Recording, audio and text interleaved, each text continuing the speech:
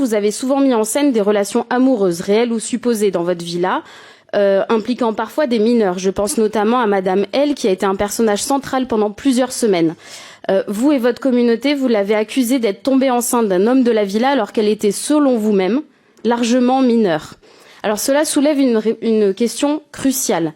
Est-ce que vos contenus reflètent uniquement la vérité? Si c'est le cas, entendons-nous bien, nous sommes là alors confrontés à des actes souvent pénalement répréhensibles, tels que des menaces au couteau, des actes de racisme, du harcèlement, de l'exploitation, du détournement de mineurs ou des violences conjugales que vous avez diffusées sur vos réseaux sociaux. Ma question est donc simple, elle est la suivante. Vos contenus sont-ils mis en scène, ce qui pourrait remettre en question vos choix éditoriaux, le manque de transparence de votre démarche et vous exposer à des critiques pour avoir largement outrepassé le règlement des réseaux sociaux? Et dans ce cas, il faudrait modérer ou classifier votre contenu pour l'empêcher d'atteindre un jeune public, ou bien montrez-vous la réalité de ce qui se passe dans votre villa, vous confrontant alors à des actes pénalement répréhensibles. Elle n'est pas floue, ma question. Est-ce que c'est vrai ou est-ce que c'est mis en scène? Madame L, c'est ce que vous avez dit? Je connais pas, c'est qui? C'est un personnage, c'est Leyna. Leyna. Mais je voulais pas citer son nom parce que ma question, elle ne pose pas sur cet épisode, elle ne repose en réalité que sur une chose, est-ce que vos contenus sont réels ou est-ce qu'il s'agit de mise en scène? S'ils sont réels, il y a des actes pénalement répréhensibles qu'ils sont à l'intérieur. Si c'est mis en scène, alors vous devez la transparence de votre démarche, non seulement à votre communauté, mais aussi aux plateformes de contenu. Juste avant votre question, vous m'avez accusé, moi et des amis à moi, d'avoir mis en scène, d'avoir dit à Leyna, tu as fait semblant d'être... Enfin, nous, on lui a supposé qu'elle était enceinte, c'est ça? J'ai pas compris. C'est elle-même qui est venue. Vous savez, elle, j'ai un droit à l'image, j'ai sa grand-mère qui est sa tutelle.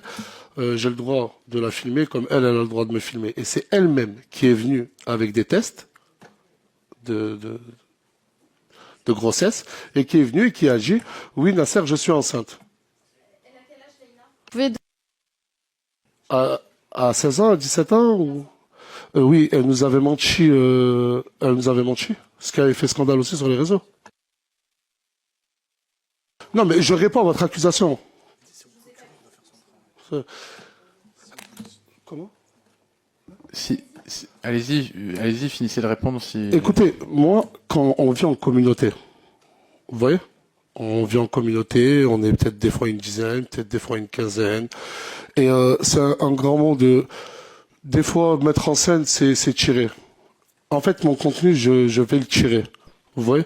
Et là, je suis pas dans un tribunal, je suis dans une commission d'enquête sur TikTok, mais encore une fois, on en revient à mon contenu Snapchat. Encore une fois. Et il y a des choses qui sont mises en scène, oui, et d'autres choses réelles. Comme quand j'aide les jeunes de mon quartier, je le fais de tout cœur. Toute personne. Parce que je crois qu'il n'y a eu que Leyna. Ensuite, les autres jeunes mineurs, c'est des jeunes de mon quartier. Et dans mon quartier, on est une grande famille.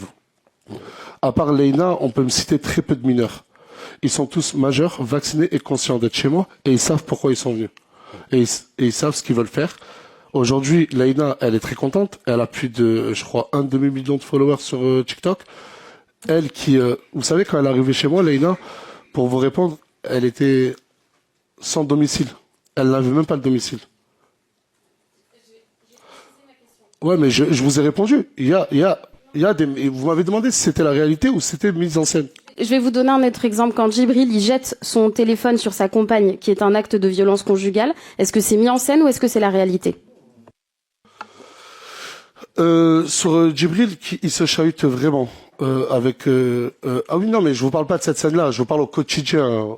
Et je savais que dans cette commission, on allait me ressortir cette scène-là, qui a beaucoup tourné sur Twitter. Apparemment, les députés passent beaucoup de temps sur Twitter à regarder les vidéos de certains internautes. Cette scène-là, oui, elle a été surjouée, je vous le dis clairement. Beaucoup sur Internet diront que j'ai dit ça pour défendre Djibril. D'autres diront, ouais, il essaye de cacher la vérité. Non, alors... actuel, Djibril et Inès sont ensemble. Et il est hors de question que sous mon toit, sous ma responsabilité, il se passe quelque chose comme ça, et avec ma conscience, le filmer et le poster. Je sais quand même ce que je fais, je suis quand même responsable de mon contenu, et je vais pas m'envoyer à l'abattoir. Okay.